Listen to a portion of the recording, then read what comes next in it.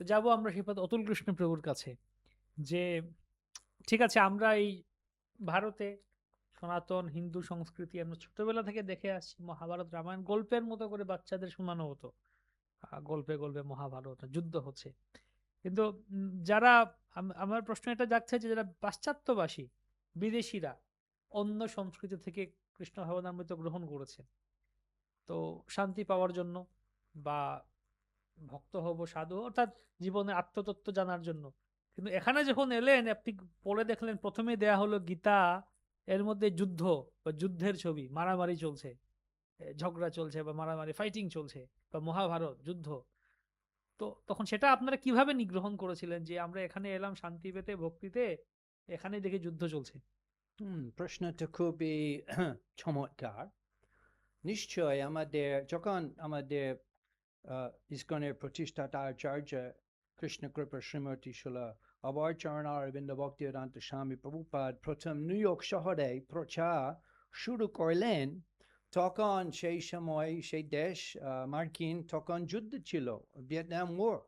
এবং তখন piece movement, অনেক যুবতীরা ওনার রাস্তায় গিয়ে আন্দোলন করতেন, শান্তি লাগবে, শান্তি লাগবে, শান্তি লাগবে। এবং সেই সময় প্রভুপাদ উনি নিউ ইয়র্ক শহরে ইসকনের প্রথম কেন্দ্র স্থাপন করলেন, এবং সপ্তাহে 2, 3, 4 বার রাত্রে সন্ধ্যায় বেলায় উনি গীতা পাঠ করলেন। এবং উনি সমস্ত গীতা সিদ্ধান্ত উনি স্পষ্টভাবে জানিয়েছেন যে যে কোনো অবস্থায় ভগবত ভক্তি করতে হবে, হয়তো কি অপ্রতিহতা যে কোনো অবস্থায়। এবং ভক্তরা প্রভুপাদের প্রচার শুনে ওনারা উপলব্ধি পেয়েছেন যে সব সময় এই জড় জগৎ বিভিন্ন সমস্যা আছে, তবে আসল গীতার সব সেই অন্তিম শান্তি পাওয়া যায় গীতা উপদেশ আমরা পালন করি। আমিও একজন ছাত্র ছিলাম বিশ্ববিদ্যালয়ে, এবং ইসকনের প্রভুপাদের গীতা প্রচার ভক্তরা প্রচার করেছেন আমার বিশ্ববিদ্যালয়ে, royal Melbourne institute of technology, সেখানে আমি ছাত্র ছিলাম।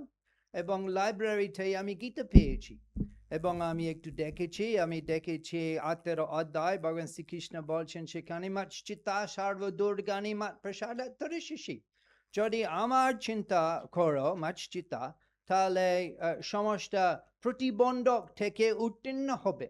তবু এই জ্ঞান কোথায় পাওয়া যায়? আমি বড় বড় বিশ্ববিদ্যালয়ে ছিলাম, বড় বড় অধ্যাপক কাছ থেকে আমি ক্লাস নিতাম, আমার বাবা অনেক কষ্ট করে আমাদের পাঠিয়ে দিয়েছেন। তবে এই স্পষ্ট কথা যে খুব প্রয়োজনীয় উপদেশ যে কিভাবে আমরা সব প্রতিবন্ধক থেকে উত্তীর্ণ হবে, সেই কথা সেই জ্ঞান আমি পাইনি বড় বিশ্ববিদ্যালয়ে। তো প্রভুপাদের গীতা যেভাবে উনি স্পষ্টভাবে লিখেছেন যে আসল শান্তি পাওয়া যায় ভগবান শ্রীকৃষ্ণ ভাবনা হয়ে, আমরা তখন সিদ্ধান্ত পেয়েছি এবং আমরা ভগবত ভক্তি শুরু করলাম। এখন আসল শান্তি পাচ্ছি আমরা, এবং আমরা গীতাও প্রচার করছি, যত সম্ভব চেষ্টা করছি। গীতা পড়লে মানুষদের মন এবং জীবন সম্পূর্ণভাবে পরিবর্তন হয়ে যায়, এবং সব প্রতিবন্ধক সব সমস্যায় জড় জগতের ঠিক হয়ে যায়, সমাধান পাওয়া যায় গীতা পালন করার মাধ্যমে যে কোনো অবস্থায়। বাহ! যে কোনো অবস্থা কিভাবে আমরা শান্তি পেতে পারি, প্রভু আমাদেরকে একটা নতুন দৃষ্টিকোণ থেকে শোনালেন, বুঝালেন যে কিভাবে লোকেরা শান্তি খুঁজছে সারা বিশ্বে। আমরা মনে করি যে আমরা আমাদের এখানে শান্তি নেই, বিদেশে গেলে শান্তি আছে। প্রভু বললেন যে বিদেশিরাও যারা যুবক, নবযুবক, তারা সেই ভোগ ছেড়ে শান্তি খুঁজছে, শান্তি খুঁজছে এবং গীতার মধ্যে পাচ্ছে। প্রভু কলেজ জীবনে পড়তেন, সেখান থেকে উনি ভগবত গীতা পেলেন, শান্তি পেলেন। খুব ভালো, আশাপ্রদ এবং উৎসাহময়ী কথা বললেন আমাদেরকে।